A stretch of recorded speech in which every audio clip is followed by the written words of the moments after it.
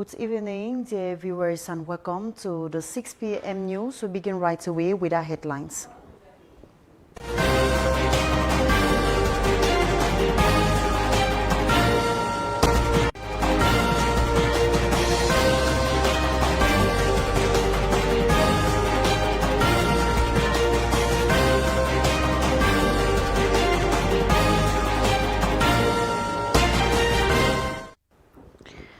We begin right away with our major stories. The about 12 kilometers stretch of roads of the Yaoundé-Soir have been plunged into total darkness at night as all rechargeable solar energy bulbs are all bad.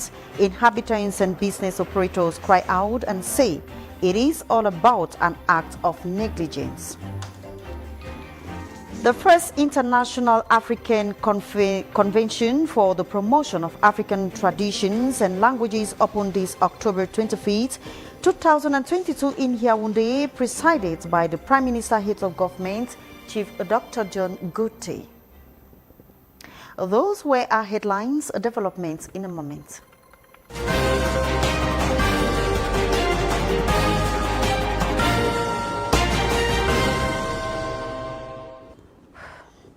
Inhabitants along the Yaoundé-Soir stretch of roads are crying and complaining on the fact that the street lights are all bad and the whole area is completely dark at night, making movements and businesses very slow in that part of the town. Let's now visit the Yaoundé-Soir road with a black alum. Activities and movements along the about 12 kilometers Yaoundé-Soir road seems to be booming in the day thanks to natural sunlight, but a sad image at night as one will find none of the over 200 rechargeable solar energy bulbs on poles brightening the streets. While driving through from Total Ngusso to the entrance of the University of Yaoundé to Soir, the situation is same. If you are in darkness, it's just because you are not responsible. We are not responsible when the government takes the decision to put lights in our road. We are not so responsible that we have some citizens who thinks that everything is allowed in our country. Some of the fallen poles abandoned in nearby bushes and dustbins, looking unrepairable as many parts are missing. You know, we are in an environment where there are many university students. Some people just because of fun. Yes, they can see those poles, those light poles, and go. Maybe they go and throw or to practice their bad habits during the night. Business is timid along the stretch in the night as customers can barely identify items in the dark. When there's no light, so the customer cannot really see our product from distance. So we have to attack them. That is, as they are passing, we have to approach them so that we'll get their attention. They will come and buy. But if the street light are given, so the customer will really see our dresses from distance, and then they will come and buy the dresses. And even when the people that have stores that sell beside the road, when they close their stores, they off the lights. You see, like this guy, he has forgotten to off his light. So if he off his light, it will be very disadvantage to us. I plead on the government to come and try to fix the street light. At the Fujerol Junction, the bulbs on poles lightening the entrance to Olembi neighborhoods are almost off. From Ngusso to Soir, these rechargeable solar energy bulbs on poles, gifts from Japan, are now less valued as they serve no purpose to the well-being of the population. We now take education, where the second edition of the African Fair, International Organization Dom Jose, has by the Minister of Youth Affairs and Civic Education. We have details in this report with Bertrand Tita. Declare open the second edition of the African Education Fair. The showcase of sustainable and quality education for African youth. Many opportunities are to be seized. This is through the second African Education Fair that opens this Tuesday at the Esplanade of the Yaoundé Town Hall, presided by Youth and Civic Education Minister Monona Fotso. We all know that being youth in the context of countries is indeed an everyday challenge. To all the actors of African development, let me remind you that we now have a new challenge, that of constantly seeking to strike a balance between education, which is the seedbed, where the values of peace and living together are nursed. Quality education for all African youth is the top priority of the fair that is holding under the theme Education and Youth Entrepreneurship, Stakes and Challenges for the African Development. Preparing tomorrow's leaders and the transmission of knowledge and technical know-how, improve the living condition of the population and the development of our communities, and the need to unite for peace, prosperity of the African continent are the main objective of the fair. The African continent is facing many challenges in the domain of education, and the major domain is to now change a paradigm of our education so that it should be focused on entrepreneurship, because we need more creators of wealth, that's the entrepreneurs, than other actors. That's why this initiative of JUSA is very important. The flamboyant opening ceremony saw the presence of government ministers, representatives from other African countries, with plenty of cultural activities, and visit to the numerous stands displayed at the Esplanade of the town hall.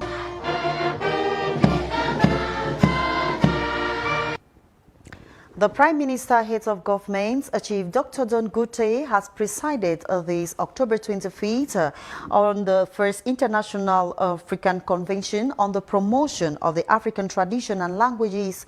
It was attended by members of the government and several members of the diplomatic corps. It was aimed at bringing people together to see how to valorize the rich African and Cameroonian rich heritage. We have details in this report with Ghislaine Afo. Protecting and enhancing our African culture and heritage is the main objective of the International Center for Research and Documentation on African Traditions and Languages, fondly known by its French acronym CEDOTOLA. An intergovernmental institution which seeks to promote the African descent has seen it hold its first international convention. But at this time you can observe what is happening throughout the world now. There is a very real strategic implementation of for a new world, a multipolar and multilateral world, really respecting people, respecting the nations, respecting communities, and respecting the values of the heritage throughout the world. Organized under the theme, Sitting for a New African Thought, this convention is so as to strengthen collaborations with organizations of ultimate goal to preserve the African culture, especially for the younger generation. What we do is share African culture throughout the United States and also the continent. We bring public programming that emphasizes education, scholarships, and we actually donate tablets, laptops, and internet equipment so African students can always maintain that competitive edge in the global scene. With a number of Africans living in the diaspora, the promotion of the African descent is of essence. We have public programs that we emphasize the language, we emphasize the different cultures. We make sure our role is to bridge the gap between the continent and Africa. So we bring in language. We have like a taste of Africa to explore the various foods in Africa and the various cultures. We we actually have a short stories that's written by African children in royal household that teaches us the insides of a royal household, things that we just would never know in America. This opening ceremony, which took place this October 25th, 2022 at the Yaoundé Conference Center, was presided over by the Prime Minister, Head of Government, Chief Dr. Joseph John Gote, was one which was also heavily attended by several government officials. Members of the diplomatic corps saw the ceremony animated by cultural displays. This October 25, 2022, the President of the Republic, Paul Biya, has signed, following a decree,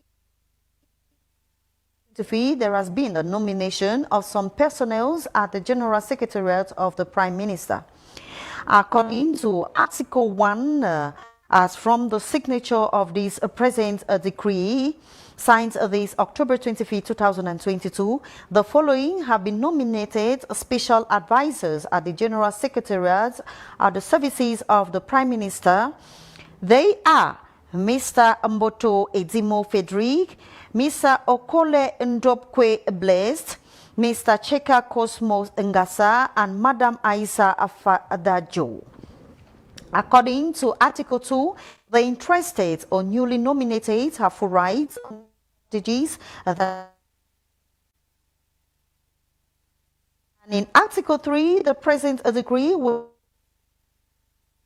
follow a matter platform English assigned October 25, 2022 by the President of the Republic, His Excellency Paul Biya. Also an invitation from the ruling that read members of the Center Committee, Permanent Delegation, the Member of Government, Senator and Members of Parliament of Kompe Maningumba, Section President Kupe Maningumba 1, 2 and 3, Regional Assembly Representatives of Kupe Maningumba, Board Chairpersons of State Corporations, General Managers, Secretary General and those ranking as such, Mayors of Bangem, Nguti and Tombe Councils or CPDM elites of Kupe Manungumba are cordially invited to an important enlarged meeting of the Central Committee Permanent Divisional Delegation scheduled to take place on Wednesday, the 26th of October 2022 at GFAC Hotel Building, Carrefour Emia, here in Yaoundé at exactly 5 p.m. prompt. The main points on agenda will focus on the 40th anniversary celebrations of the ascension to the Supreme Magistracy of His Excellency President Paul Biya in Kupe Maningumba Division on the 6th of November 2022. Your usual attendance and contributions to the success of this very important meeting shall be highly appreciated. Signed by His Excellency Professor Elvis Ngole, head of Central Committee Permanent Delegation. Now take you out of the country, where the Ghanaian Minister of Finance, Ken Ofi, has been asked to be sacked by the ruling members. This was of Ghana, Nana Akufo, and other stories with Shislin Afu. Ghana's ruling party lawmakers have called for the sacking of the country's finance minister. President Nana Akufo-Addo has come under heated pressure as Ghanaians face 37% inflation and the collapse of their currency, the cedi, and an economic hardship worsened by the Russian invasion of Ukraine. Finance Minister Ken Ofori-Atta, whom has just returned from Washington, where he was in talks with the International Monetary Fund to secure a loan of $3 billion. In addition to Mr. Ofori-Atta, a majority of parliamentarians from Mr. Akufo-Addo's New Patriotic Party have called for the dismissal of another finance official, wherein the president must immediately fire the two officials to restore hope to the financial sector and reverse the downward trend in the growth of the economy. A Nigerian court has ordered a final seizure of 2 properties and cars owned by former oil minister Desiani Alison Madueke, who was a key figure in the administration of former President Goodluck Jonathan, served as petroleum minister from 2010 to 2015. According to reports, the former minister has been tagged with several corruption allegations since she left office but denies the charges. The Economic and Financial Crimes Commission, in a statement, says that the High Court Judge Mobolaji Olajuwon issued the final forfeiture of the former minister's $3 billion houses and cars in Abuja. Alison's whereabouts are unclear, but she was last known to be in Britain.